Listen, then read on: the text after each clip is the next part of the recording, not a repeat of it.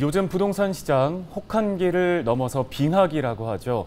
부동산 침체로 집값 하락세가 가팔라지고 있지만 시장은 좀처럼 움직이지 않고 있는데요.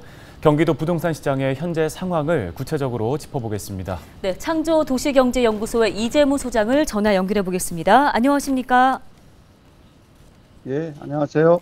예, 집값 하락기라는 인식이 공고해지면서 매수 심리가 얼어붙고 있습니다. 먼저 소장님께서 경기도 부동산 시장 현재 어떻게 보고 계십니까? 경기도도 지표상으로 보면 그렇게 썩 좋은 상황은 아닌 걸로 보여집니다. 첫째, 이제 미분양 주택 같은 경우가 지금 이제 전국적으로 보면 이제 중대형 아파트들의 미분양이 전체 미분양 주택의 4만 1,000호 중에 한 3만 3천 호를 차지하고 있어서 좀 집중되어 있는 걸로 보여지는 가운데요. 경기도도 5,500호 정도로 지난달보다 900회 정도 이상의 어떤 미분양이 좀 증가됐습니다. 미분양이 증가된 거와 같은 측면에서 놓고 본다면 주택의 거래량도 상당히 지금 감소하고 있는 것으로 나타나는데요.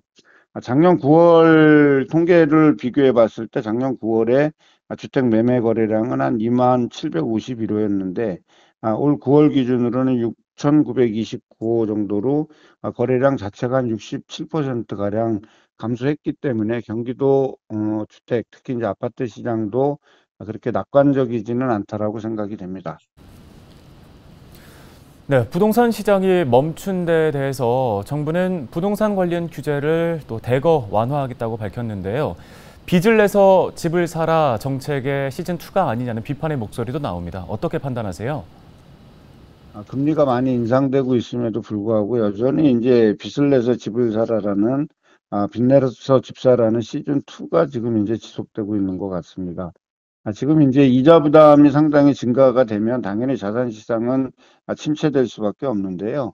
이 금리 구조에 대한 어떠한 변화 없이 금리는 지속적으로 올라가고 있는데 저기 집을 사게 되면 많은 혜택을 주겠다라는 어떤 이런 방침은 총론적으로 봤을 때 그렇게 바람직하지 않다라고 보여지고 추후 이 자산 시장 자체가 또 왜곡될 우려가 있기 때문에 좀 더 신중을 기해야 되지 않을까 이렇게 생각이 됩니다.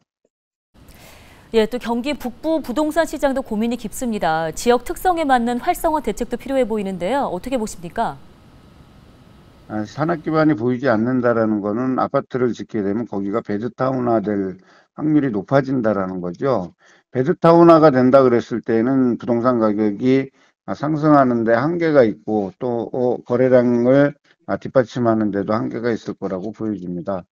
경기 북부의 어떤 자산 시장, 특히 이제 주택 시장이 활성화되기 위해서는 어떤 기반 시설도 갖춰야 되겠지만 그거 외에 또 어떤 굴지의 기업들이라든지 이런 산업 유치가 전제되었을 때 경기 북부의 어떤 부동산 경기 시장 전망이 조금 밝아지게 되지 않을까 이렇게 에둘러서 한번 표현을 해봅니다.